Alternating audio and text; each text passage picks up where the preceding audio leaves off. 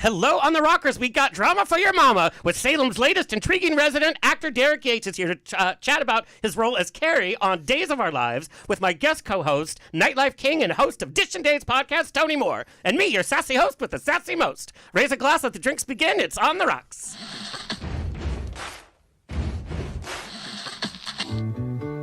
Thank you for being. Life is a banquet, and most poor suckers are starving to death. I'd like to propose a toast.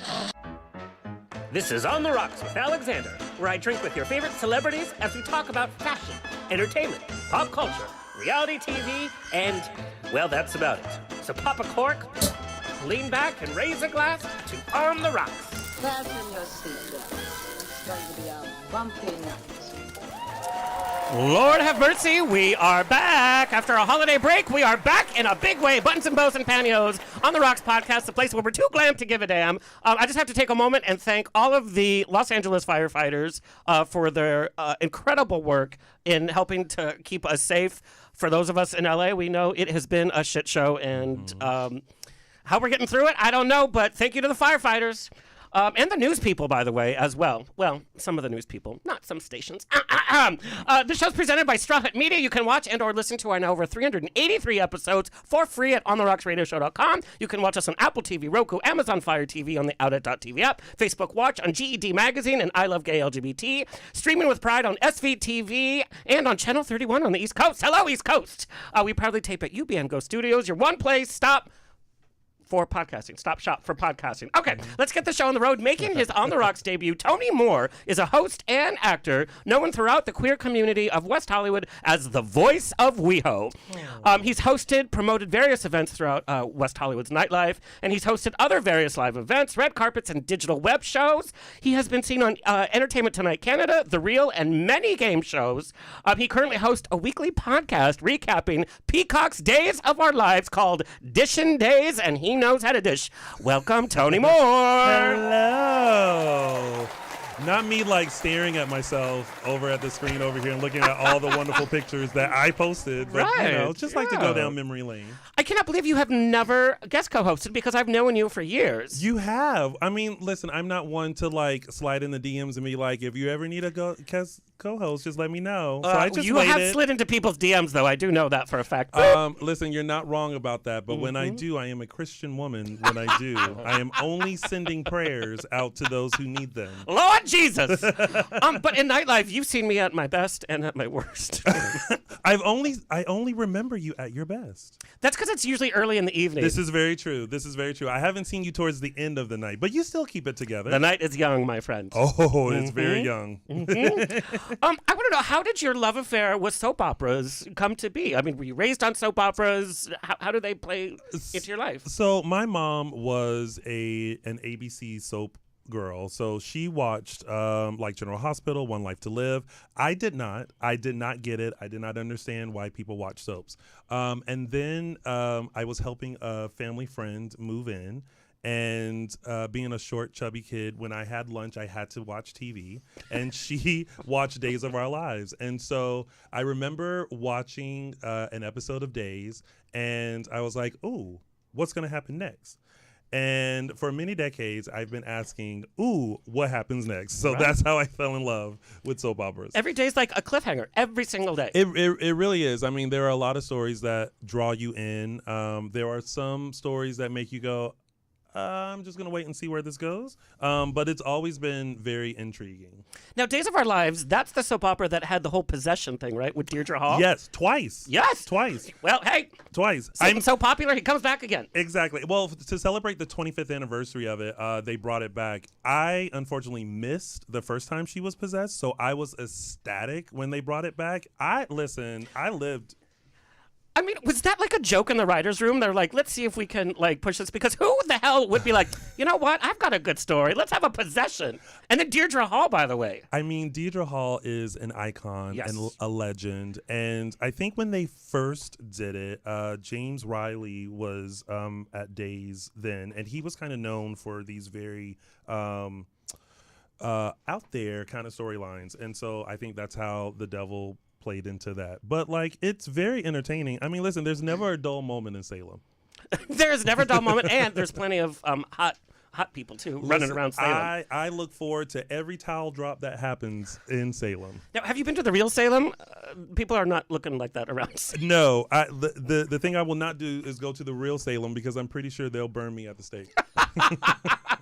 Why don't they do like a witch thing? Like they did the devil. I mean, what about the witch? Well, see, they had that in Passions. Passions was my like God, a Passions, witch that's a and name like from the little past. yeah. So they did all of that, in Passions. I couldn't get into Passions because of that, but Now, I was raised on soap operas because Mm-hmm. I had it was just my mom and me. That was just our whole family was just the two of us. Yeah. So we would have our TV dinners, and she would tape every day on VCR. This is way back when. It Trust would me, be I know. Young and the Restless and One Life to Live. yeah. Oh, okay. So for years, all growing up, that was our time. So soap operas is very much in my blood. Did you have a favorite character from each show?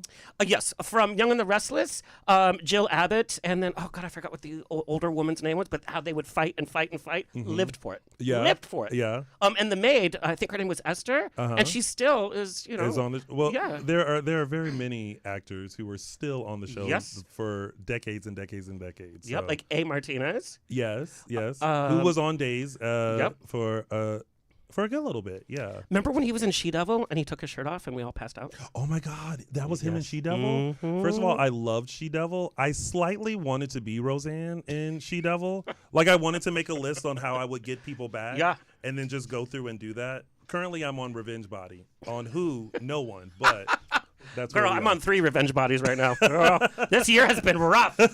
Year has been real rough. Now, what is it about Days of Our Lives? Because you have Dishin Days. Yes. What is it about this particular show that sets it apart from other soap operas? I don't know. For me, it's the one that I just always gravitated towards. There were always characters that I felt like I identified with, and it was the one soap opera that just took my attention, like at a very young age, and I grew from that. Like I started watching the show, I started attending fan events and meeting a lot of the Those are cast. so fun. They're a lot of fun. Yeah. And shout out to all of my friends that I met through all the events, and then I started hosting the events, and then eventually led to the podcast. So I don't know, Days has just been my little love since I was young.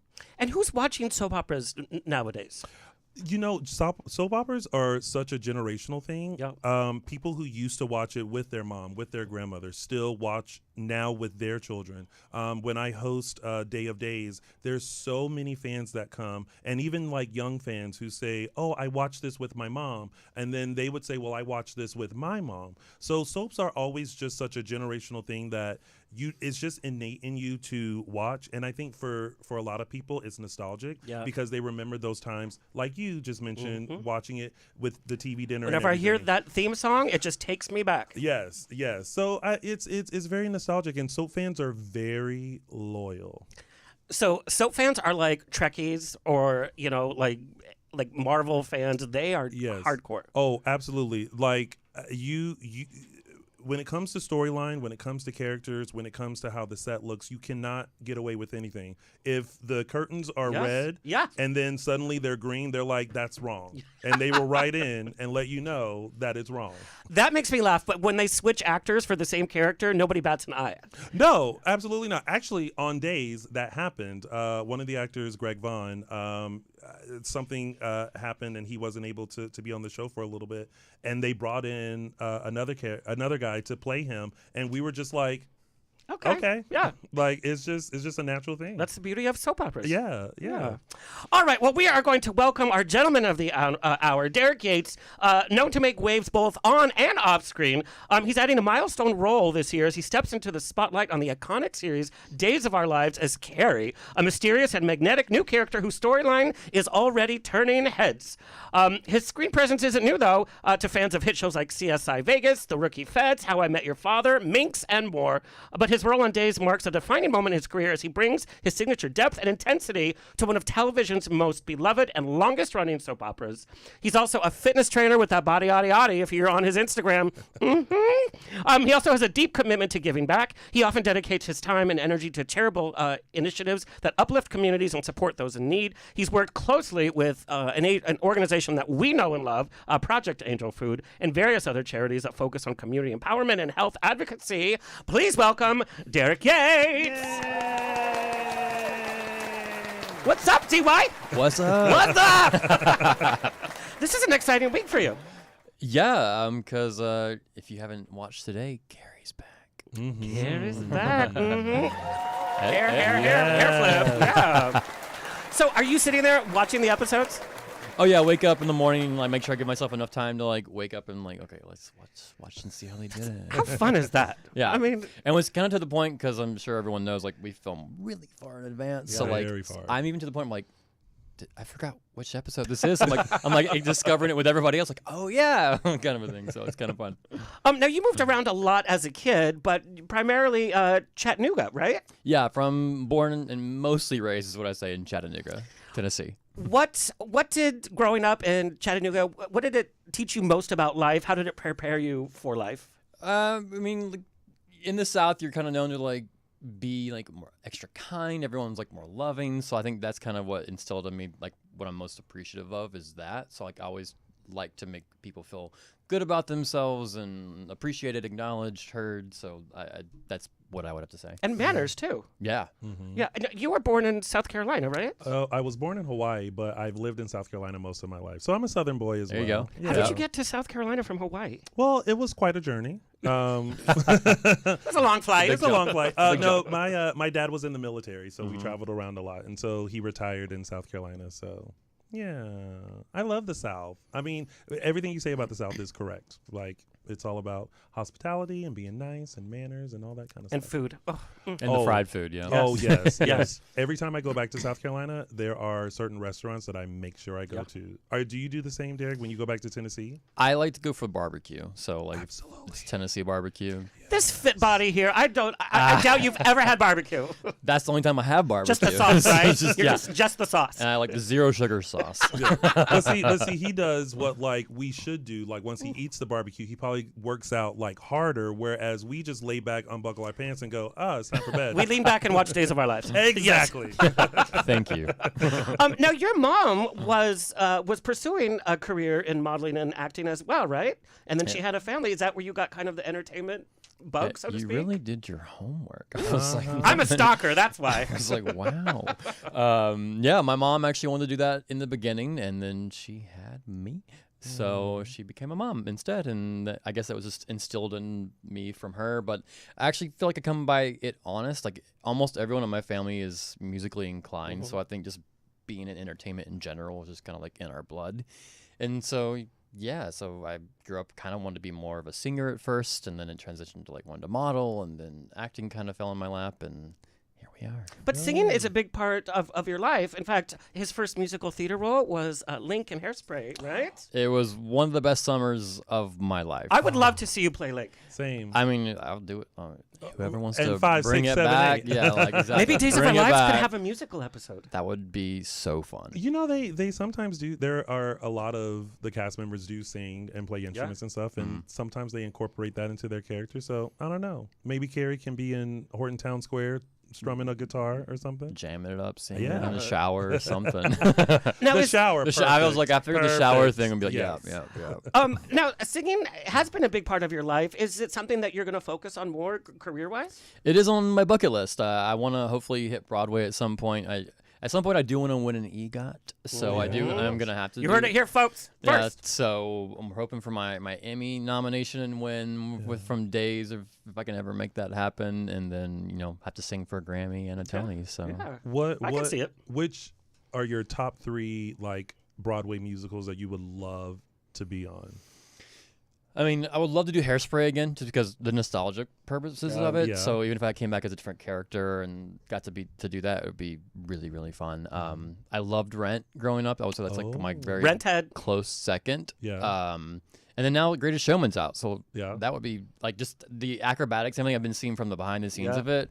Not that I could do that part, but just being like, I'm sure you could. well, maybe like minorly a little bit, but I don't know if I could do all the flips and all that they do. Like I'm getting old, like sitting down in this chair earlier. I was like, oh god. So I was like, I don't know. Oh no, Well, we're all at that age. We're scared to tie our shoes now. 'cause Yeah, our back may literally, go out. like putting on these boots and just went on the way here. I was like, oh, this is hard. So yeah, I mean, maybe that would be the third of one of the newer ones. Would be fun. I can see you as Fierro. in Wicked. Oh yeah, I would love to do Fear if they ever did, Yeah. Wicked too. So Yeah. actually, that's actually the first time I ever auditioned for a Broadway musical. I actually went to New York and they had like a big open call. Yeah. It was not good. I'm a much better, more talented, more confident actor and singer now. But yeah, so I remember going to that and I had no idea about like cutting sheet music and having it ready for your accompanist. And I was like, I don't know what I'm doing. I'm like messaging on Facebook Messenger back in the day. I'm like, my friend, like, how do you do this? Like, I'm in New York. What do I even do now? Like, I'm here now. So, but I feel you on that. I had an audition for a Broadway show that I should not have been at all. They asked me to come in and audition for Michael Jackson for the MJ the musical. wow. No. There's no okay because number one, I don't sing. You don't sing? No, Why did I no, think not at you all. sang? Everyone thinks I sing. With this voice, I mean, I can do a lot of things, but singing is not one of them. And Okay. that audition was like, I'm just glad I got through it. Because when the pianist like started playing and I went, oh, is that me? You already know. Girl, that no, it's like next. Yeah. What was your go-to like audition song? I think it was a Kelly Clarkson song. Oh my God. Honestly, Since you've been that, on? though. it might have been like, was it stronger? I don't remember. All I remember it was Kelly Clarkson. I'm pretty sure it was a Kelly Clarkson song. So I was like, Come on, Kelly Clarkson. it was. Again, it wasn't great, but Now, growing up, were you in the jock crowd? Were you in the theater kids crowd? I know you were president of your school choir. that was my crowd. Were you a was nerd? choir. Like, what was happening? I was like the kid that like everyone knew who I was, so I didn't but no one picked on me, and I wasn't popular, but in the sense that everyone knew me, I was popular in that sense, but I wasn't popular. Yeah. But I did become the treasurer of my class, so like I guess popular enough to get that vote. Okay. And then president in my senior year in choir. So I would say I was more in the choir kids kind of a thing, but it was very mixed in the choir. Like you had the jocks and the popular kids and the nerds, and like it was that was like kind of like the place, almost kind of like Glee, where it was like all the different types come in, and then like you're kind of friends there, but then you're like kind of know each other out. But like we didn't do the whole Glee thing where we became like buddy. Yeah. But it was just kind of fun seeing like all the different types come in to at least be that one unified thing for like 45 minutes. It's like being in band. Yeah. Like, Yeah. But I feel like same thing. at least in my school, our band people, that was the group. Like you went in and then you were friends outside of it as well. So it was like they were very cliquey in that way. It's definitely a different bond when you are in 90-degree weather trying to learn a field show. It's different. But It's different. our band was like really good. They like won competitions and Yeah. like nationals and stuff like that. So with good reason. Yeah, we tried. Yeah. Now, you kind of got into acting and modeling from an open call in Chattanooga, right? Yeah. I was trying to be, like I said, a singer first, and then realized I was like, it's not kind of working. And then so I tried to be a model. I'm like, I'm too short. And then so I went to a modeling call at a local agency there in Chattanooga, and they were like, you should try acting. And I was like, okay. So they like put me in some of their acting classes, and I was like just kind of going through the motions like this. They think I can do this, so I guess I'll try it. And then there's a thing called IMTA. I don't know if you guys will know what that is, but there's like they do it in LA. They actually just did it. I feel bad for the people doing it in the fires, but they just finished it. I saw here, and they do one in New York, and so I had like a year to prep and prepare. So I went and did like a bunch of like acting competitions, and I sang and I danced, and it was just, I guess, being around that energy and all those people and like the passion that everyone's just trying so hard to be so good, to be noticed by an agent or a manager or somebody just to tell them they were good or win an award. And the bug bit me, and after that I was like, this is what I want to do. It helped that I did have an interest from a manager, and so like I was like, okay, I'm on the right track at least. So yeah. Oh, I remember those days. Like early on in my acting career, model searches used to come through town, so we would go to those cattle At the calls. mall. Oh yeah, at the mall, or either at like a hotel, like conference room. I did that too. Yep. And you would go in with your Sunday best on and try to impress so that you could get to the bigger one that was held in like a bigger city. Mine was always held in Atlanta. And then that's where like the big agents would come, and you would like model or do a monologue or something and try to get noticed that way. Oh, those were the days. Those were the days. Those are the days, So girl. different now. It's so different. So, year 2016, you pack up the car and you're like, I'm going to move to LA. What was that?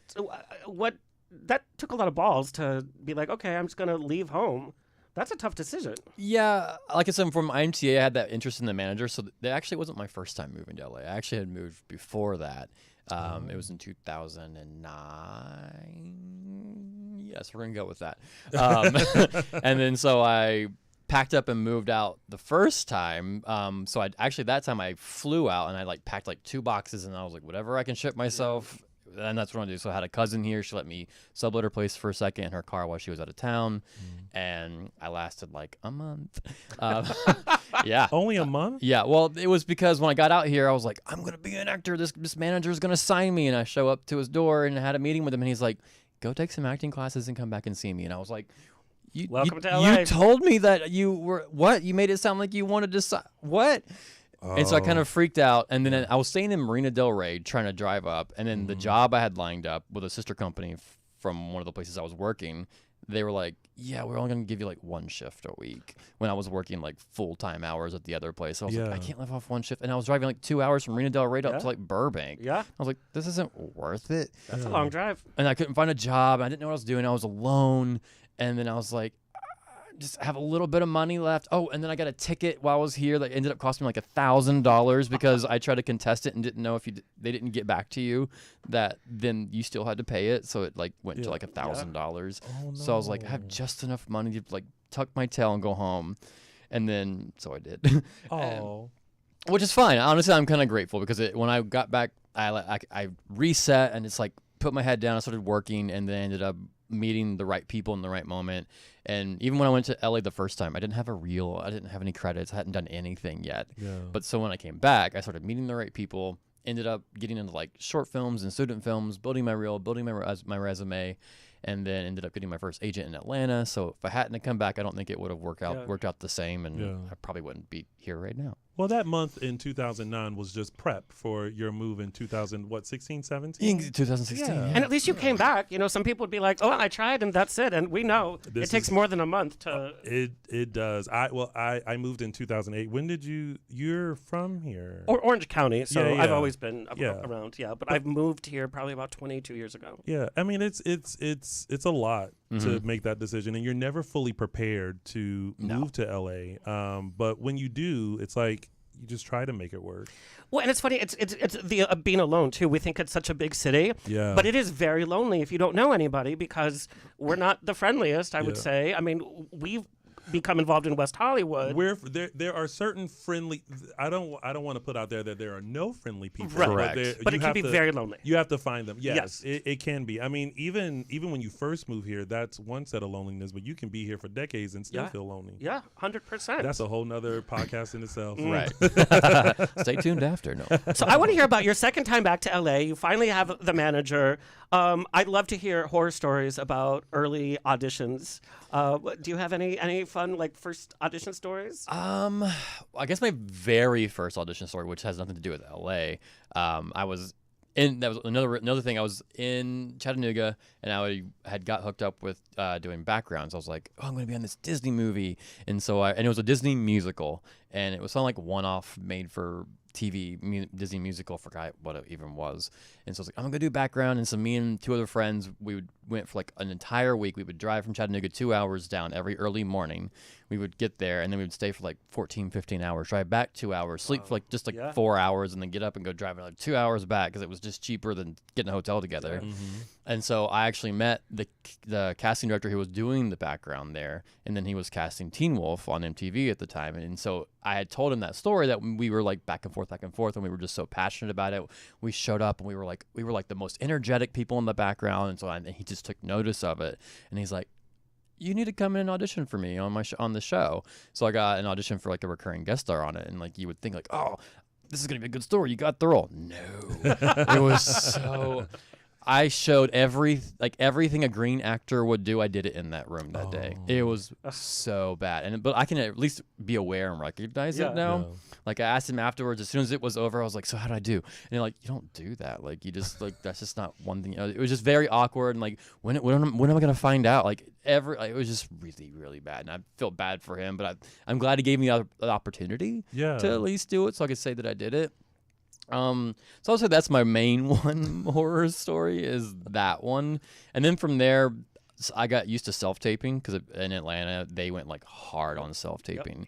So I consider myself the self-tape king because when I came out here, it transitioned to that, and I've almost never been in person in LA. Yeah. Everything has almost been tape, and then I've almost booked everything from tape. Yeah. And so in that sense, I count myself lucky because I love self-tapes. I know that's a big like most people don't like I self-tapes. don't like self-tapes because you don't have that energy. You can't read. I love them. I'm They're the my same. favorite. I would rather sit through traffic, go to the casting office, and just it's like tell me what you need me to do, because the last thing I want to do is set up an entire scene in my house to like film an audition. I would rather just go there. See, for me, I turn it into like making a little mini short film for Yes. however long it's going to be for the audition. So I get really into it, and I'm like, how can I like do this? And like, okay, I'm like, reader, throw this water on me on my face at the right moment, the right line, just add a little bit extra flair and give me something to work off of. Like, I'm thinking of anything and everything to make it fun for me. Yeah. Because in the room, if you're with a casting director, like you can get away with like not most things. Like you like take your sides in your phone, and that's about all you get. Yeah. But at least in your apartment, like. Everything is at your expense as long as it doesn't distract from the audition. So I'm going to make a little mini short film and make my time enjoyable. And then hopefully then they see it enjoyed by me. Yeah. And that's kind of why I like them. It's really fun. But I know it's hard for some people, but I love it. That's a new way to look at it. I mean, I still would rather sit in traffic and just. But then, like, you have to, like, the traffic thing, and then, like, you have to rearrange your I day love the that next energy, day. though, 'cause No, it just builds that I energy. have enough anxiety in my life. I don't need to add driving to it and then getting stuck and then being late and then finding parking and then, like, trying to figure out which studio lot to even go to when you get there and then finding the right person and then if someone's not nice that day and then like everyone else is in the waiting area and you're like sizing everyone up and like I don't look like that guy, he's so like much more handsome, or like, why he's not wearing a shirt, like should have I not worn a shirt? Like You should never wear a shirt. Just I mean FYI. Oh my gosh, that like hearing like, oh, like should I like look how that guy's dressed? It just reminds me of the Michael Jackson audition all over again. How like I saw all these people sitting in their cars looking normal and me in a full on like Michael Jackson look. I love that. That's like from a movie. Yeah, like, and I literally tried to like curl my hair even more than I did now, and then I took this little piece of my hair and I held it down like this to try to get that curl. What a mess. commitment though. I was very committed. Yeah. Very committed. Now, fans of your earlier work also remember you from the Ellen Show. You were one of Ellen's gardeners. I was. You won like because you had to submit a video, right? Yeah. And people fell in love with you. It was kind of. I was taken aback a little bit. I was very surprised because she had this little gag of like Ellen's gardener on the show and you come out shirtless and like tend her garden, which he didn't really actually do. It was just a hot guy that came out and like carried people out on the stage. Yeah. We see no problem. I mean, yeah. So, but that was her gardener, and so then he had gotten like a role, which I think ended up just being like a background role because I never saw him in Magic Mike, but supposedly he was in Magic Mike, so she needed to find a new temporary gardener to like to. Oh, there he is. He's on the screen, in front of my house in Chattanooga. Yeah, so they did this like video submission thing, and I had actually seen it going around, and I was like, that's interesting, but I'm not gonna do that. Like, no one's gonna see my video. Yeah. And then I had actually my kindergarten girlfriend of all people, like was like still friendly with, and she was like, hey, have you seen this? You should do it. And I was like, oh man, I don't know. And then my stepsister had then like the next day sent it to me too, and I was like, is this like the universe like saying like just do it even if it's not like you don't get it, but it could be fun. And so I grabbed my stepdad, I put on my Ellen underwear, and I can't remember why I had Ellen underwear. There was a reason, and I can't remember how I already had Who can them. say I have Ellen underwear? I mean, Not I. no, not me. I forgot what it was. I think I had submitted something, and they had sent me a pair for free or something. that So was like, nice of I think them. I just already had them. So I was like, okay, well, Girl, they no- couldn't give those away. I was like, I mean, really. I mean, they weren't the most flattering. So that's why I just kept them because I was like, well, I got free Ellen underwear or whatever. Yeah. can you imagine going on a date with somebody and then it And then comes they time drop to, trowel? and then you're like, And Ellen underwear? "Meh." I'd be like choices. I mean, it takes some confidence for sure. Absolutely. So yeah, I grabbed my stepdad, grabbed my Ellen underwear. We took a camera outside, and I was like, all right, it's like 50 degrees outside, but I'm going to spray myself with this hose in my underwear. And I committed to it. And that reaction, if you see the video, is like not me trying to look sexy. That's me cold, like just, and trying to just get through and not let go of the sprayer because I didn't want to have to do it again. Yeah. And then all of a sudden, like, it's blowing up, getting a ton of views out of nowhere that I was just like, what's happening right now? And then the producers called and they're like, hey, we want to fly you out to LA. And so they did, and I got put up in a hotel, and it was fun. I know, it was like pretty cool, Oh. like to be a part of that whole. I've never done anything like that. And her audience, fancy. massive, by the way. It's Yeah. awesome from one day to the next. Yeah, You're a name. And then all of a sudden, I'm out there, and they're cheering my name and saying, "You're Dale Ellen's new gardener." And Yay. then I won a golden hoe and a big $1,000 Target gift card. So, I would love Well- a golden hoe. by the way, they never sent it to me. They said they were going to. but Call her right now. I know. I'm like, Ellen, wherever you are, send me my golden hoe. I never got Isn't it. she in London or something? Yeah, she moved super She far did. away. She's like, I'm done with Yeah. everything. I mean, with good reason. Like, yeah. Did you see her last stand up on Netflix? I thought it was hilarious, personally. Really? Get out! I loved it. It was awful. No. Maybe because I was already kind of an Ellen stand-up fan that I enjoyed it. Her early stuff, she was hilarious. Hilarious. No, her older stuff was obviously way better than this one, but maybe because that was just like her swan song, I enjoyed it more for But she that. didn't even like apologize. She almost made fun of the whole thing, and I just didn't. I guess it's because there's just you never know what's really going on behind the scenes, so I try to be a little empathetic. Also, being an actor, because like people And you're don't. a nice person. I'm not. And there's that too, because I'm like, I want to believe so much that like it was just blown out of proportion. I'm not saying that she was perfect on one day. Maybe she really was mean at one point and did something wrong, but I can't imagine she just was that way all the time. I don't know. I don't know, but so I guess I'm just choosing optimism and hope that for the sake of like the industry just not being that skeezy all the time. That's a good behind the choice. scenes. That's a So, good path yeah. to be down. in that Yeah, sense, yeah. and maybe I don't know, maybe I'm being too optimistic, but All right. What was your relationship to soap operas? Because I know you had a brief appearance on General Hospital. But did you soap operas were like a thing for you, or yeah, I think y'all had mentioned earlier, like I grew up watching it with my mom. Yeah. She would have them on, so like you kind of just watch them because it's there, and that's what she's watching. So you just kind of sit down and you start getting invested, and Yeah. and then all of a sudden you're on the same shows with some of the people that are still on the show when you were a kid, and you're like, this is weird. yeah. But it's cool. So like you're part of like like TV history essentially. Yeah. And then having people being like, oh my God, I've been watching the show for like 45 years and now you're on it, and that makes it so much more fun and exciting. Like, but like how you're saying earlier, like the fans are loyal. They're Like, very loyal. once they're in, they're in. It's almost like they become lifers. Have you had any interesting fan interactions or fan messages? Ooh, yeah. 'Cause Surprisingly, there are some crazies out there. I would say surprisingly, no. I've had like the few. I haven't got a Not flood. yet.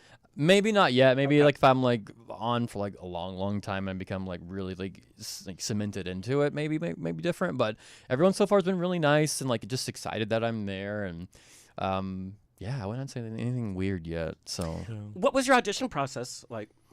self-tapes again, self-tape king. I like to like crown myself. I did a self-tape and I got the sides and I was like, oh, Days of Our Lives. Oh, cool. Like a recurring guest star. Oh my God. Like they said it might come back. Like this is fun. And so I just kind of looked over the sides and I was like, this kind of feels like this situation like felt really easy for me to drop into. So my roommate at the time, I did the setup and we did it and I knocked it out really quick. And I was like, that just felt too easy, but I'm excited about what I did, the work I did. Forgot about it, and all of a sudden they're like, you got to call back. And then I'm doing a Zoom with Marnie, the head casting director for Days, and she was lovely. Oh my goodness, She's been there forever, right? Yeah. Yeah. Well, she started at Young and the Restless, I believe, if I'm not that's it, mistaken. I yeah. think I think she yes. started at Young and the Restless, and then I mean, she's been a at Days. veteran. Yeah.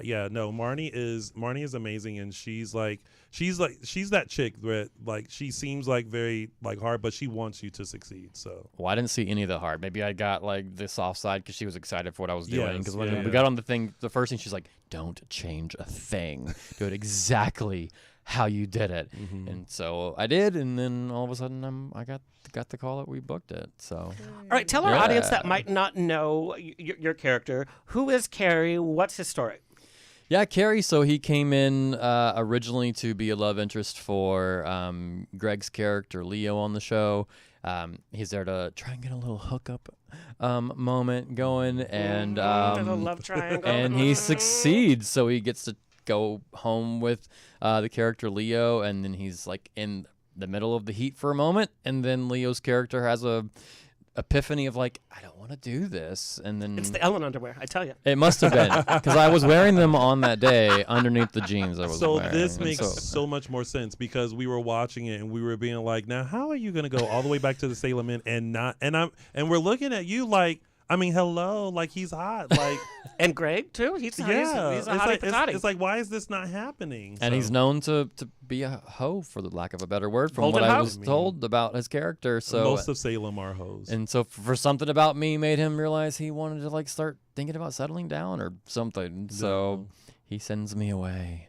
And then I get sent away as the character, and I'm just kind of like, oh, well, that was fun. And then I get a call like, you're coming back, and it was right before my birthday, and so it was like a fun little birthday present to be Happy like, birthday. like I had my birthday, and the next day I was back on set, and I was like, that's fun. Oh, that's So I couldn't go crazy, which I wasn't planning on to, but I had to like be extra good, and I knew I was going to be shirtless, so I was like.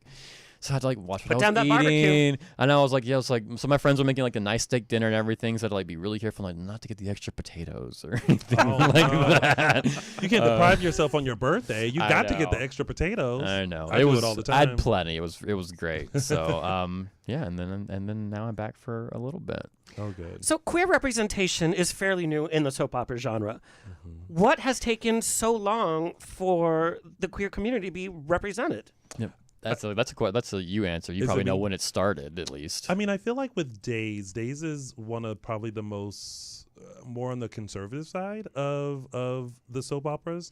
A lot of the other soaps had already featured like lesbian characters or things like that, and then Days finally had a storyline where one of the major characters, Will Horton, who was played by Chandler Massey at the time, he had a big coming out, and then insert Sonny Kiriakis, who was played by Freddie Smith, and then they were a couple, and then their relationship, we watched it grow, and so that was kind of like the first for queer representation on there. And it is that question of like, why does it take so long? But sometimes you really have to ease soap fans into that. And what I was very thankful about was watching that relationship. They were very good at just not putting them together like right away, but really showing that their relationship was very much like a lot of the other like super couples that were on the show. And so you watched Will figure it out. You watched Sonny confess his love and just kind of watch that relationship grow. So it was easing them into it. What I like about your storyline is we're seeing, because I think some of the queer representation that I've seen, it's like, okay, we know that they're gay, but we don't see them be gay. And, we're talking about your character hooking up. Yeah. And it's like, yeah, gay guys have sex. Yeah. And I like to see that because it's like, yes, if we are like the other characters, we know the other characters are hopping from bed to bed to bed. This is like true. that's just part of it. Yeah. Did you have any trepidation of taking the role because it's pretty steamy? No, I mean, 'cause, like, especially nowadays, that LGBT representation is pretty like it's here. It's not like, I mean, hopefully it's not going anywhere in the next couple weeks, depending on what happens, what's coming up. But that's another podcast, like you said earlier. Too. That's another podcast. So I didn't have any problems with it. And honestly, there shouldn't be any issue. I mean, if you're an actor, you should be able to play straight, gay. It doesn't matter what you are. I know that's another hot topic for people. Like, I don't care if you're straight playing gay or gay playing straight or any of the mix. Which we've talked about often on the show. And it's like, well, And I know some people you're have an actor, you act. right. Yeah. So I know some people have a harder time with that. But I didn't have an issue with it at all. I actually liked the character of Carrie, so I was like, oh, this is gonna be fun. Like, Yeah. And so I just kind of jumped in. I just wanted to play him very organically and as grounded as I possibly could. I didn't want to play him like the typical, like how people think soaps are super over the top. I was like, no, he's just a regular guy, and he's just trying to get some. Yeah. So, and then that was my goal, and I almost got it, but We were all let down. Yeah. Not just Carrie, but we were all let down. Now, some of the actor questions that we got for you is, have you had to adjust your acting style and your creative approach? Because we know soap operas do have a certain aesthetic. Right. I think it's toned down over the past, few years or decade, I would say. So that's more natural in its approach. But I mean, we remember soap opera acting when we were young. I mean, it was back in the that day. look. I mean, they still do it a little bit. Yes, they I watched do. some of these episodes Yes. and they have these long stare pauses. And even we were on set, like they just wouldn't cut for a long time, and you're like, this is so strange. Yeah. I'm just staring at you, and I have to like just make this like it's So real. uncomfortable. And then you're like haircut. You're like, oh, thank God. So yeah, but I didn't feel like I had to make any major adjustments. Like you said, everything's a little more grounded already. I feel like it's just kind of like it's kind of caught up to the times a little bit. So yeah, I mean, but there's always each genre has its own thing anyway. So like when you're doing a procedural, it's a little bit different. When you're doing a comedy, it's a little bit different. So you just kind of take like, and even soaps, like it's still going to be a little extra heightened. So you just kind of add that like just a little extra like a little dribble of heightened in there. But I didn't feel like I had to do anything like crazy obstacle courses or anything to get there. And there hasn't been any fan kickback for having a gay storyline? No, I mean, I'd done a gay storyline in a web series a long time ago, but I've auditioned for gay characters before, but all the characters I've done up to now were all straight. Yeah. Or as far as when they were straight, at least like for some of the stuff. But Right, you never know. That's like the key with, I think it's just, like you said earlier, just playing a very grounded character. And, being in the community, there's different levels of gay. I think Greg Ricker does a great job as Leo, kind of playing that, not stereotypical, but that heightened gay kind of character. That's not him in real life. No, either. it's not. But we love like Leo's little nuances, and then it's different from like Carrie or Javi, played by Al Calderon, who Al, has those little quirks too, but it's not as like not like Sean Hayes and Will and Grace. Right. You know what I mean? Now, Greg's character has also had an evolution too, though, because we slowly came to terms with his sexuality, and then it was like in the background, and now it's front and center. But his character has evolved into a more fleshed out gay person. I feel like the gayness has always been there, but he's definitely evolved as like from a scheming, conniving person to more of a grounded, more well-grounded person. Yes. I mean, that's how most people start in soaps, right? They come out and they're like, they're evil and they got to get revenge. Kenny's a troublemaker, I know. That's what I was like, oh, I'm a troublemaker now. Maybe I get to come back like with the short hair. I'm like, I'm reformed. But most of your scenes are with Greg, who plays Leo. Actually, they switched. Now I'm with Al mostly. It just turned over. Okay, all right. Yeah, it was with Greg the first two, and now we're with Al. But Leo's mixed in, but Al is my primary now. Yeah. But Greg is a veteran in the business. I mean, he's been in soap opera. Did working with him, did he teach you any tricks of the trade? Or? No, he was the best when I got to set the very first day. He took me under his wing. I don't think he did it like out of like thinking like I was like moping around in like the corners like trying to figure out anything to do. He was just like, hey, do you want to like run lines? And I'm like, yes, please. Like I don't want to mess this up. My only day on set, I want to make sure I leave a good impression. Yeah. And so, and I also didn't realize that's what they all do. So like they're all very team oriented in that way with the actors, like, and then they also have like an acting coach that runs around drawing lines. Like they want to make sure you feel very comfortable with your lines and you know everything. And so me and Greg got together. We did our scene a few times. And then it was rehearsal time, and so we'll walk up the stairs, and then we go to the rehearsal, and then we do like they're doing the lights, and me and him are just talking, and then we do a quick rehearsal, and then like, and we're filming in 3. I'm like, what? I was like, oh my god! Like I was not prepared for that, honestly. Like that was a little bit of a shock, and I had to like really quickly like turn it off and be like, okay, I'm Carrie. Like, and then we did it, and then all of a sudden they were like, all right, good day, like, have a good day, and I was like, it's over. No, I was like, I was like, now I'm having fun. Like now that I'm used to it, it was just so quick because they're such a well-oiled machine. They just turn and burn.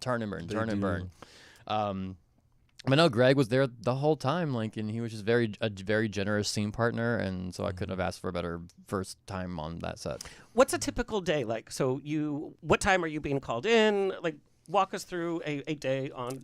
I would say that fluctuates because there were some days where I'd come in at like 7 or 8, and then you like do your hair and makeup, and you do a quick rehearsal run, and then all of a sudden you're on set, and then like if you only had like one scene that day, you're like, and you get to go home, so you were only there for like 3 or 4 hours. You're like, this is great.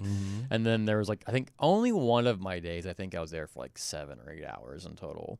But it's a little bit different because like they're at like an actual studio, and your dressing rooms are on set. You don't have like trailers and you're on location or anything like that. So it feels a little more lenient and almost like a 9-to-5 job feeling, because you're like, I'm in my office, and then you're like, it's time for lunch, and so you can go to lunch. You don't have like, they don't have catering and things like that. At least not on days.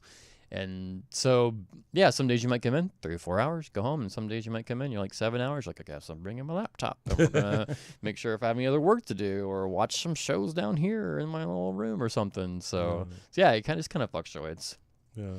Now, I mean, you mentioned a little while ago that now, obviously because I watch, you're now with Javi. Yeah. And how was it? How was it trying to build that chemistry between Carrie and Javi? Well, I knew going in, obviously we were creating a love triangle, so it was kind of a little more fun for me knowing that we were having this love triangle moment. So you get to play that like that scorned little like, we're not really an ex, like they're kind of playing it up like we were exes, but like kinda.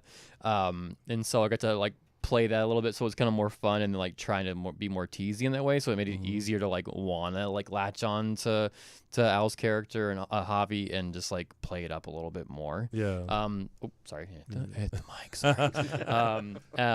Yeah, and then also like Al was also just like, he'd already been there for a little while, so he was already more comfortable. So when I got on set, it just kind of felt like I was coming back home in a way. Even though I was only on set one day the first time, but I felt comfortable. Al made me feel comfortable. And then yeah, he was just really easy to work with as well. So like it was just kind of taking my little block puzzle piece and just dropped me right in, and it just kind of fit and it worked. So it's so interesting that triangle, because on Dishin Days we talked like, oh, we really would have wished that Carrie and Leo worked out, but then you see Carrie and Javi and we're like, wait, but then we're like Leo and Javi and we're like, we're so confused. Like we don't know who to put with who, but like, we kind of like it all, like do them all 3. Yeah, it's like thruple, the first thruple in 2024, Salem. 2025. Well, like, we see it happening in real life. Yeah. Right. Oh, Yeah. Gotta love LA. Right. And also part of the conversation, we're talking about queer representation in soap operas. Another thing that we're finally talking about in the entertainment and the acting industry is mental health. You have talked very openly about losing your brother and how that really affected you. You created an organization.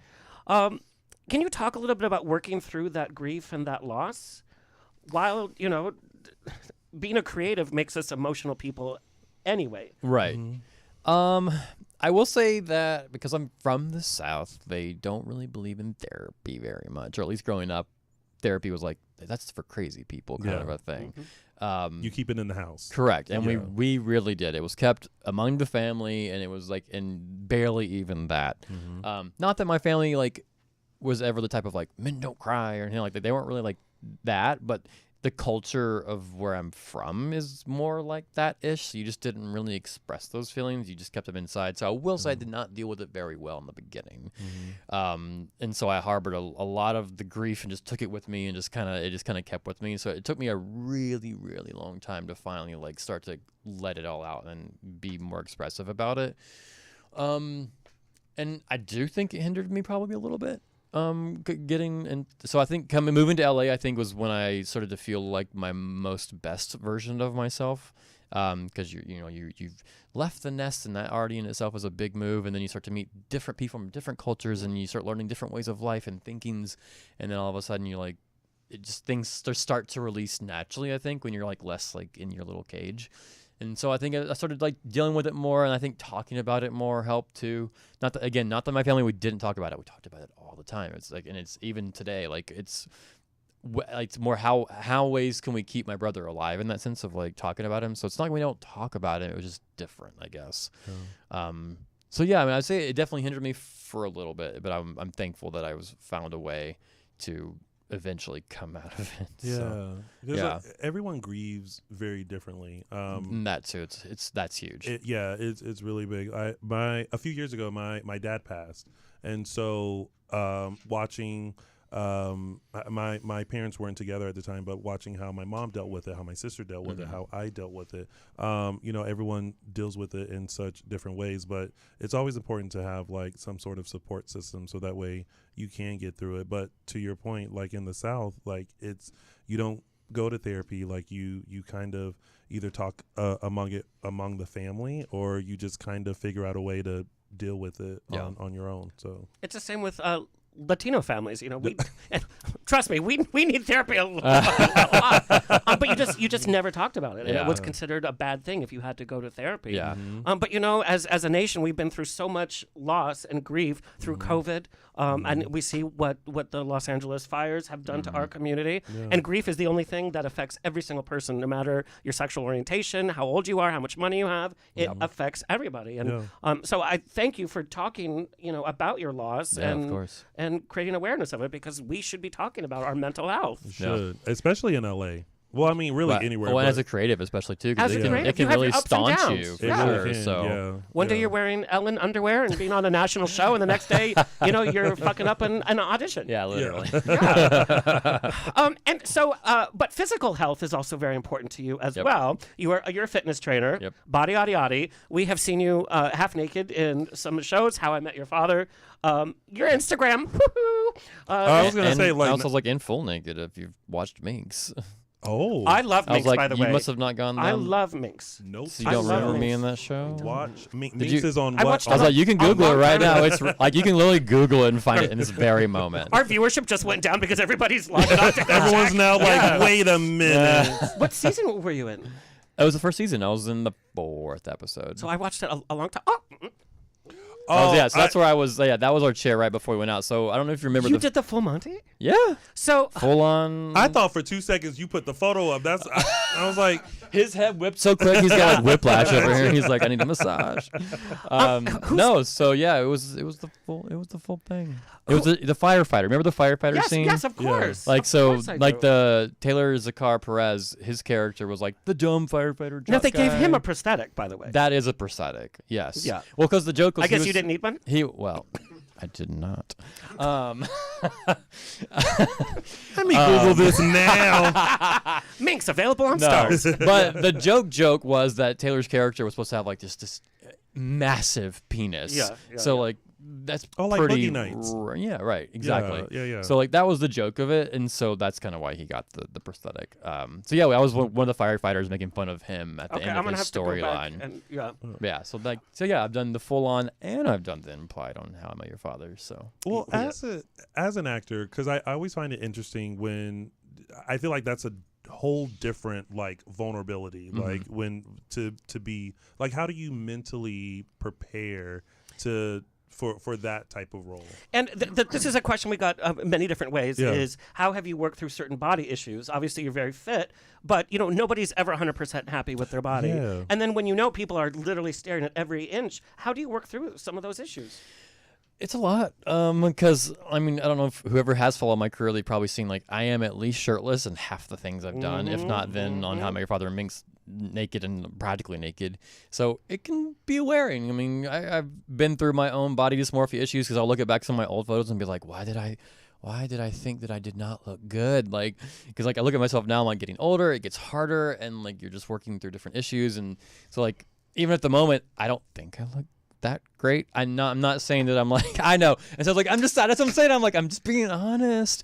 But it is funny how we look back I and you're remember- like, I felt ugly then, but it's like, God damn, I was hot. And I was like, wow, I was like, I would do me. This is like, I was like, okay. But no, so it's just like, yeah, it can be mentally wearing. So like you push yourself extra hard because you just like wanted that one extra little millicentimeter of abs to show and my little extra, and then trying to figure out the best angles and then learn how to flex and not breathe while you're on set at the same time.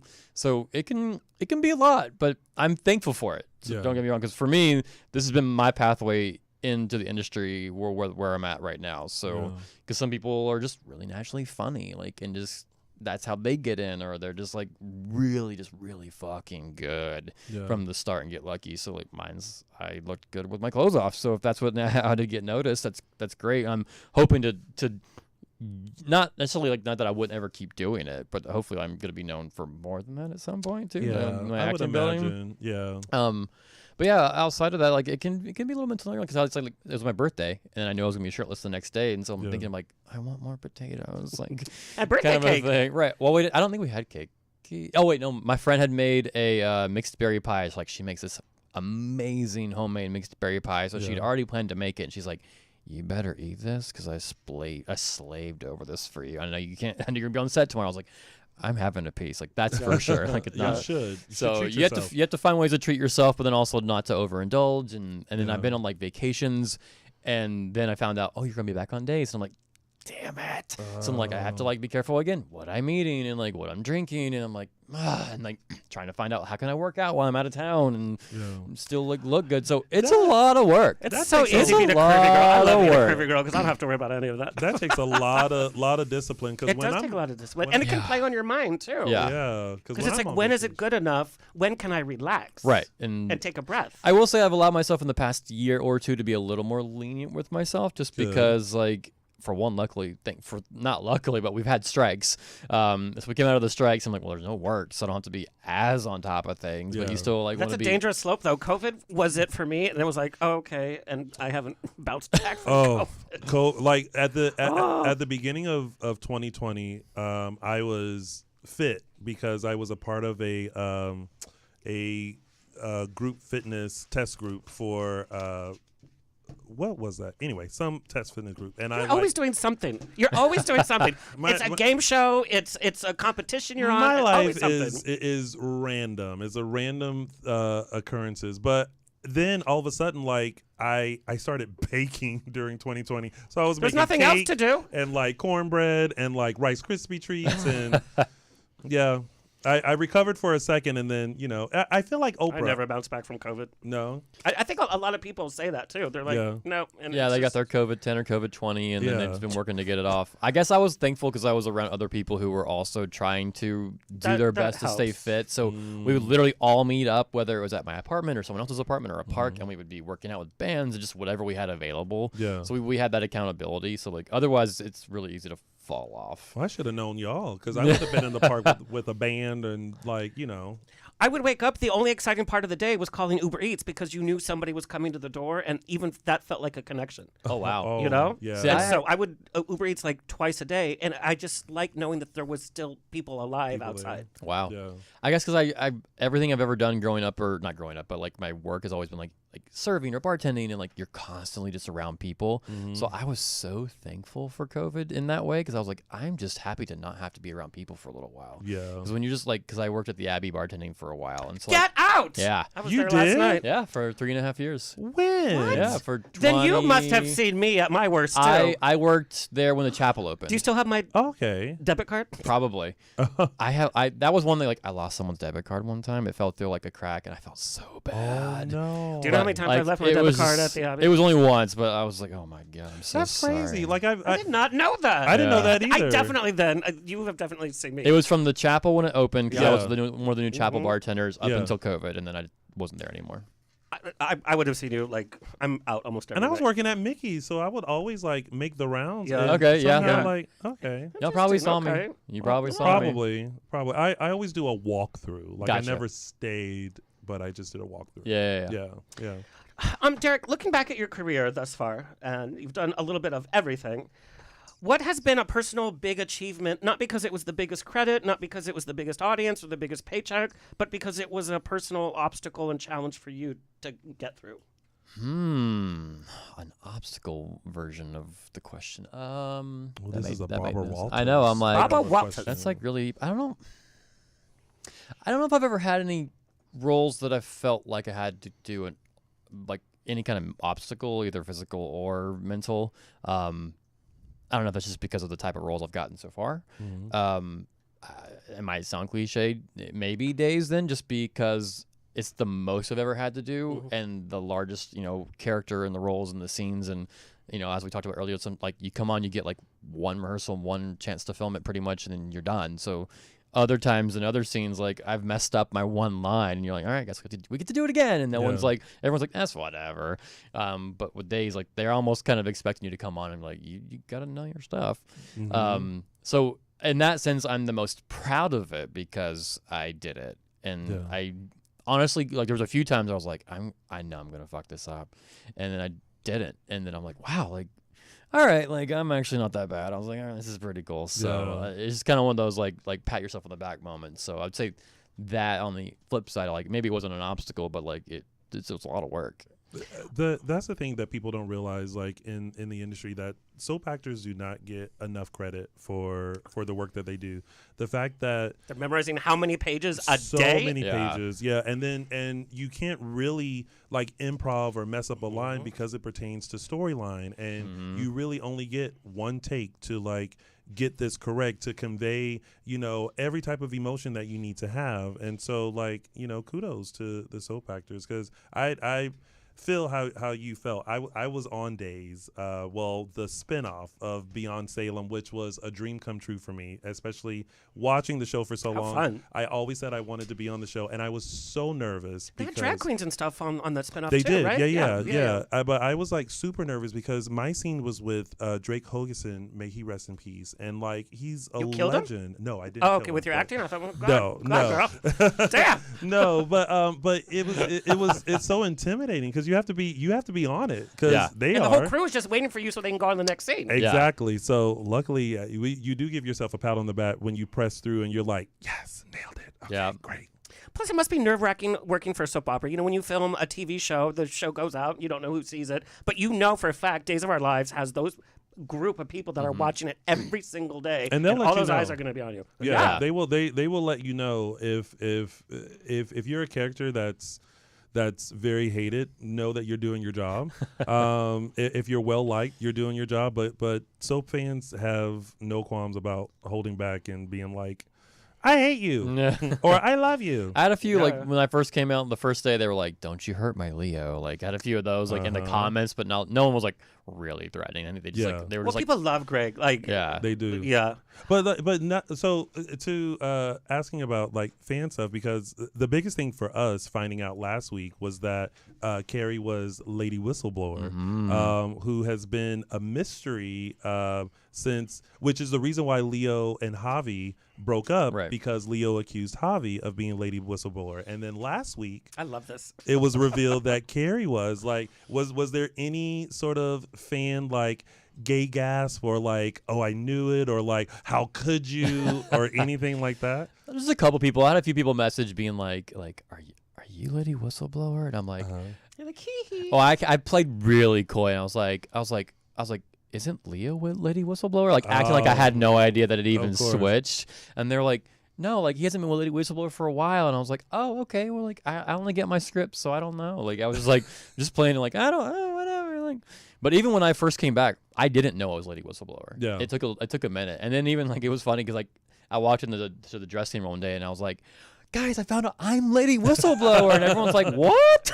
like the hair make people had no idea yet. Yeah. So they're like, "Oh my god." That was quite a twist, because I had in my mind someone else who was Lady Whistleblower. Okay. So when it was revealed that you were, I was like, oh. And I was like, oh, okay, so this is about to get good now. Well, I'm glad that you didn't get the twist in the beginning, because I did have a few people like message like, "Are you Lady Whistleblower?" Yeah. Like I think like that's my prediction that you are, and I was like, I mean, there are some, again, that dedication and that loyalty that soap fans have. Like, that's why soap actors have to be very careful with like what they say as far as like with storylines and stuff, and they have to remember, okay, what's aired right now, because they know what's going to happen in 8 or 9 months from now. And if you give a hint or an inkling, fans are like, oh, and next thing you know, they know the whole entire storyline. Me, I'm not that quipped with it. I just wait until it airs. well, and what they post, because I know some people have gotten in trouble posting things out of order and out of time, or like why is this character in this place or with this person, and it gives things away too early. So like I've heard some of the drama about that, and people getting fired over it. So they're really strict right now. About I have such a what big you can mouth. even I post. wouldn't. I would See that I would ruin everything. So you wouldn't because you would go on set, you'd be taking pictures of stuff and 100%. everything I like have that. the biggest mouth, and like the phone's always there. And see, not realizing that I take a fans picture will, with a whistle.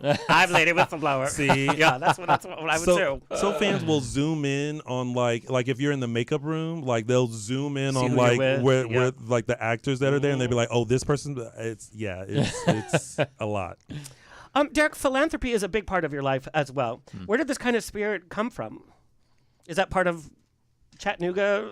Being Yeah, I raised? mean, like it's all about giving back, and just like like there's that small part of you and that community, and just wanting to like not just always just be contained to yourself. So yeah, I guess that's kind of like where it kind of came from, that Southern hospitality. And recently, you donated something very personal to you.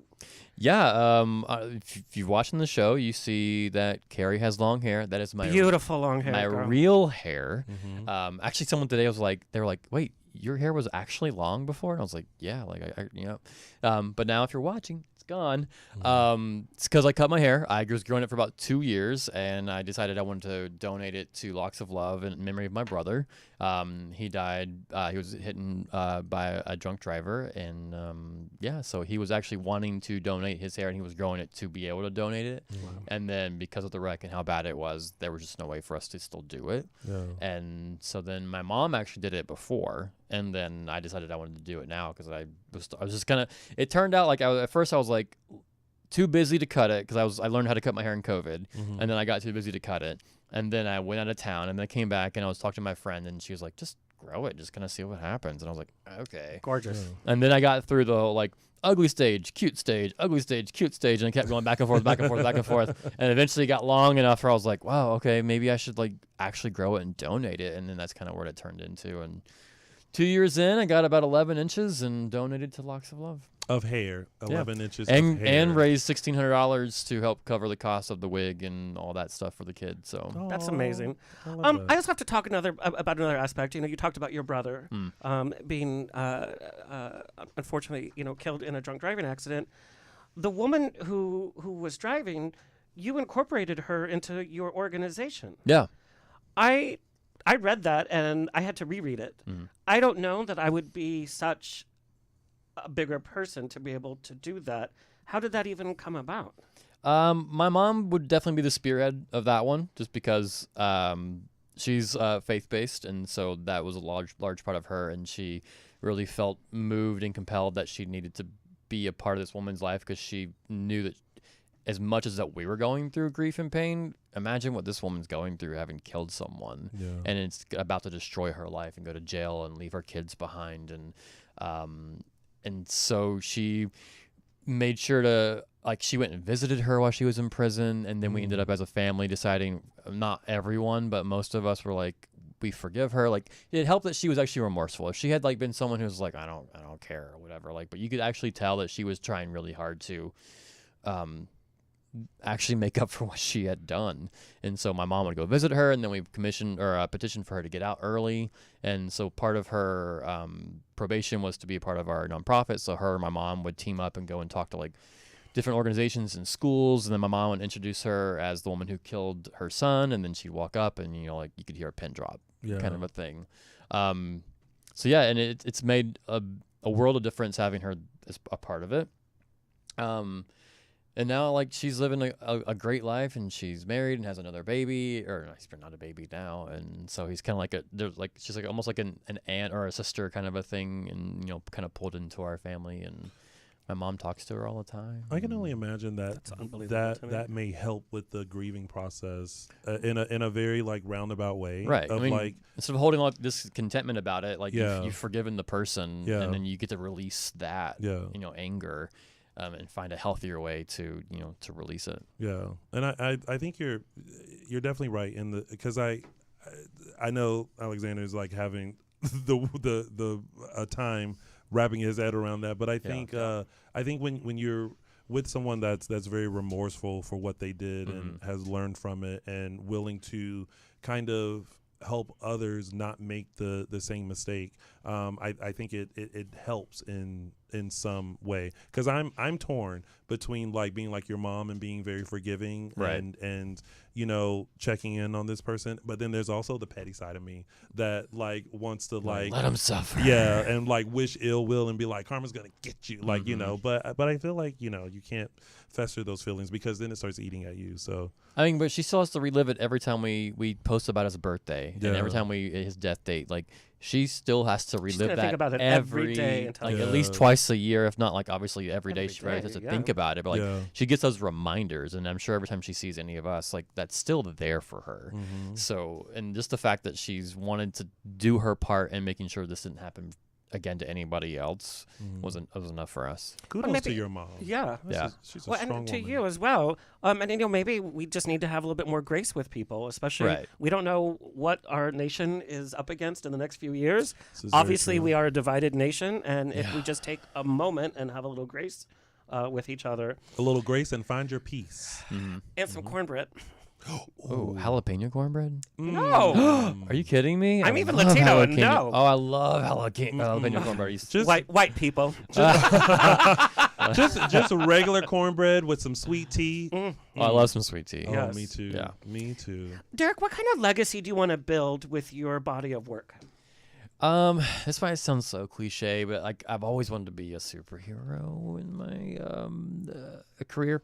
Marvel, are you listening? Yeah, like Kevin Feige, if you're watching or you're hearing this, please, like X-Men's coming up, let me be one, please. Oh, that's right. Yeah, they're about to do that whole Yeah, saga, which yep. is gonna be really fun. Oh, I know nothing about this.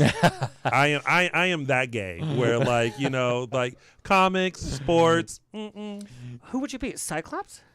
People would say I'd be a good Cyclops, but I did some research, and there's another character called X-Man, which is Cyclops and Jean Grey's son at some point, and he's like some like crazy all-powerful type of being, and so I was like, let's be him. Yeah. If they would ever even do that, because he's like further into the comics, I don't know like how deep they're gonna do this storyline. But just like what superheroes stand for in the whole genre of just like hope, and it just like makes you feel good at the end. I want to have that kind of like, I want to leave people with that feeling with the work that I end up getting to do. And I feel like you are so sincere. Like if anybody else were to have said that, we'd be like, But you're such a sincere person. Well, no, because like I was like, my favorite movie of all time, this sounds crazy too, is Moulin Rouge. I read up. You talked about it in an interview. Yeah. Yeah. And the reason is because like I was in a time of my life and someone showed me this movie. It was like so off the wall, but then at the end of it, I was just like, I was so hopeful and full of like I just wanted to feel like what those people felt and love, and then I want to be able to make people feel that way about when they see me on screen. And so that's kind of what moved me to like, that's when I was like, oh, I want to be an actor. Like I want to make sure people feel good about themselves after they watch a movie, and like have this favorite movie of mine that they're watching because it makes them feel good in their time of like need or grief or whatever. So yeah, I like to think I'm genuine and sincere when I say that. Oh I my saw God, Moulin feel Rouge so 10 good. times in the theater, but I saw Romeo and Juliet 15 times in the theater. Wow. Okay. I love Baz Luhrmann. Oh, okay. Yeah. Yeah. I actually don't think I've ever seen that one. I Which know. one? Oh my God, Romeo you and have Juliet. to. I know, Claire like- Danes, Yeah, I know. Leonardo I know. DiCaprio. I know. You have Oh, to. I think I John watched it once. Leguizamo. Yeah. Oh, you have to. Like it looked. Oh, I was it's so intrigued good. by it, but for some reason I never saw it and just never got around. Well, you have to. now it's on your list of things to watch. Yep. What are you guys doing after this? Oh, is it? Should we go watch Is it? it movie night? We can make a movie now. I mean, I'm down for it. I'm here for He's it. I like, have a we'll make bottle of it vodka. Yeah. I'm like sitting here and just We'll realizing. just put it up on the screen. We'll watch it while we're on Right the, here. the podcast. I realize how gay I am because as you're talking about, Cyclops and X-Men, I'm like, what superhero would I want to be? Storm. And I mean, then Storm's bad she ass is. though. Yeah, I'm like, And you know who's let me sniffing give her- around for Cynthia Storm? Erivo. Cynthia Erivo. Erivo. Yeah, yeah. When she said that, I was like, usually I'm like, I'm tired She's of all so this. smart. I'm tired She's of the so stunt casting though. But when Yeah. she said it, I was like, you know what?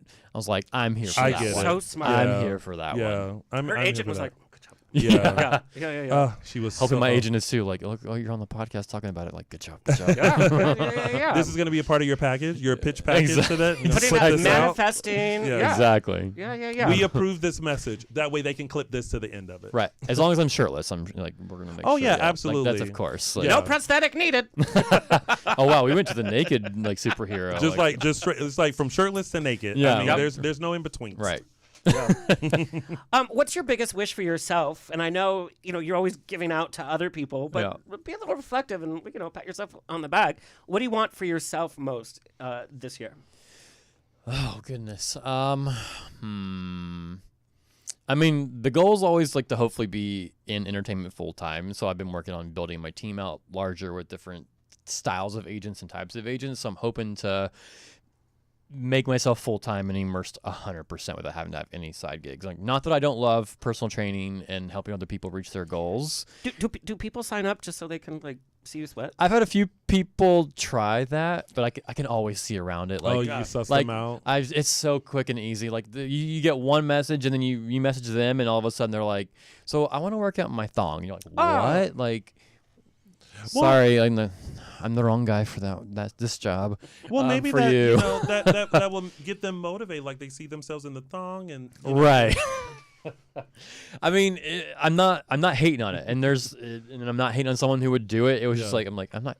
I work out at a gym. Like, it's not a thing. Yeah. That's how I know. Like, you're not serious about this. This is true. I was like, okay, I mean, not moving many on to the people next work out. one. Yeah. So, not that I'm not excited about having to say no to those people, but doing my own, like I've been writing. I actually wrote a pilot for a reboot of a TV show that I'm working on. I'm hoping to get pitched. I've toyed around with the idea of like a podcast. I've already kind of like got some ideas working for that. So if only you knew of a might studio have to do. I know. Or a producer. I might have to get a little like, and then come on and be a co-host again and a little cross collab. So we should interview Greg. Yeah, that'd be fun. Yeah. Or Al. Or all, or both. Or we'll do a little love triangle Right, reincarnation. That would be a hoot. Yeah. A hoot. hoot. So yeah, that's my hope this year is to finally transition into being full-time entertainer, whether it means doing the podcast and doing acting and like if I'd have to do a little bit of all of it so it adds up so I don't have to worry about anything else, that would be my hope and goal. And being financially stable. And yeah, correct. And Make not sure just you like tag that struggling. on. Like I want to be It's like been a rough year for all of us. And then now with the fires, like gig workers and people are just getting hit already. Like we just got in the week. Like we just got in. Like, we're 2 weeks in. I'm like, oh my gosh. Like, okay, but we're gonna come out of this. We're gonna figure it out. Most people are so over 2025 already. Oh, I'm but like, hey, we're only gonna pay a dollar for eggs, right? So right, exactly. Sure. Oh. What is your message to your fans? Follow your dreams. I mean, that's again another cliche answer, but Yeah, like but coming from you, it's like, because I did it. I'm a little small town Tennessee boy Chattanooga. from Chattanooga, Tennessee, who thought he wanted to be a singer, turned into a model, and then someone decided to be an actor, and I tried it, and here we are. I'm on this podcast talking about my recurring guest star role on Days of Our Lives that I watched when I was a little kid. Yeah. So like it can happen. It can happen for you. But the biggest thing is like I've been doing this since at least 2009. So like that's a long fucking time to go after something. And that's what I think I hold most to myself. And like another pat on my back is people are always like, you just aren't gonna give up. Like you persevere. Like that is like that's the word that people use with me most is perseverance. And so I like just persevere. Just do it. If you want to do it, don't stop. Find a way. Like you just got to keep going. If it's your passion, you're going to do it. Exactly. We know a lot of people come to LA just to be famous. So it's like, well, what does that mean? That's Correct. They don't have a passion to be an actor. They just want to be famous. Like, well, you can be famous doing TikTok if it's still here in your own little hometown. I don't think it's going to be here, by the way. Right. Well, I don't know. Now the new rumor is Elon might be getting it. Is the new rumor? Great. No. Let's ruin another platform. Yeah, that's the news past couple days. So we're gonna find out. He doesn't need it. Yeah. I think I also just read Mr. Beast might be a part of it as Oh. well. I mean, he seems to have money to throw around. I've been watching Beast games, so good. have you been watching it? Oh my god. Are you caught up? Oh my god, I'm so addicted. I watched the 5th What are we episode talking today. about? Beast Games. Beast Games on Prime. Yes. So good. So Did you watch Mr. The Traders at all? I watch Beauty and the Beast. Are you watching Traders? I'm watching too? Traders too. my God. I know. We need a whole other podcast about that. We do. Can somebody tell me I why love- Tom Sandoval had such sweaty armpits? Right. That's I noticed that's that. TV, what I sir. said. Like, you're on TV, sir. He must have been just like you could tell he was He's anxious done the the show whole time. a couple of times. I think it's two things with that. Number one, he was wearing a sweater, and so I feel like on top of that, and I mean, being at the come breakfast on, table, though. he's sweating because it's like you're waiting to see who got murdered the night before. You're trying to figure out who he was going through it at that breakfast He table. didn't even sweat that way with Ariana on like Vanderpump Rules. Ooh. He was cool as a cucumber, but now he's sweating up a storm. Y'all let He's that done on man the rocks live. a few times. Listen to their episodes. But it's fun to see his little close-up moments that then they show his face. He's like deer in the headlights. Like, he's like, I'm just trying so hard to figure out what's going on. He's I don't know what's thinking going to about it. happen with all of those. What? Like Sheena and Tom and Lala. Well, I mean, I feel like in some ways, like Tom is. I mean, he's gonna be fine. He's like on Traders now and all They that. had to cancel some of his gigs, right? Because his like singing gigs didn't sell. That's what I heard. Oh, well, then he just has to like find something else. Lala's doing fine. She has a book that's out now. She was just on Are You Smarter Than a Celebrity? Sorry. I mean, you know. Oh my God, I couldn't even hide. But anyway, watch Beast Games. That's where I was going with it. Yeah. 'Cause if you Okay. like Traders, you Yes. like this in a different way. It's I couldn't get into Traders. what? I like watching like the Tony over here is like, what? like the memes and all that, and like Housewives is my jam. But Traders, Did you watch Traders? I watched 3 episodes and I just couldn't. It Of was which slow season? to me.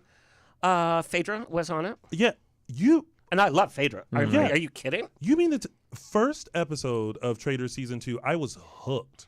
I was so hooked that I started doing It's too long. commentary It's like, on my Instagram.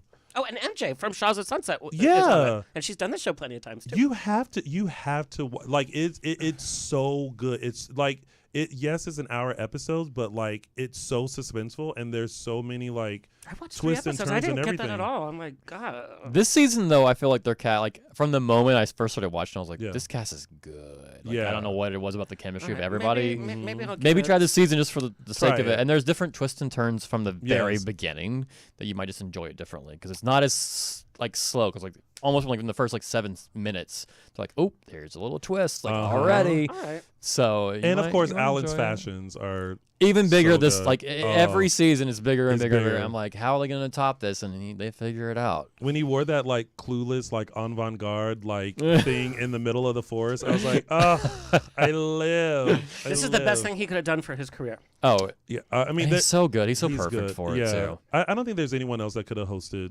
Traders besides Alan. I don't think I Needy would Leaks. want anybody else. Like, No, Nene Leakes could no. Rumors are she might be coming back to Atlanta. She should. She should definitely go I back love to her. Atlanta. I love her more than anything. I don't watch Housewives. I will say that. At all? No. See, I you know. you There's had just, All right, also, that's also a cue to end the show.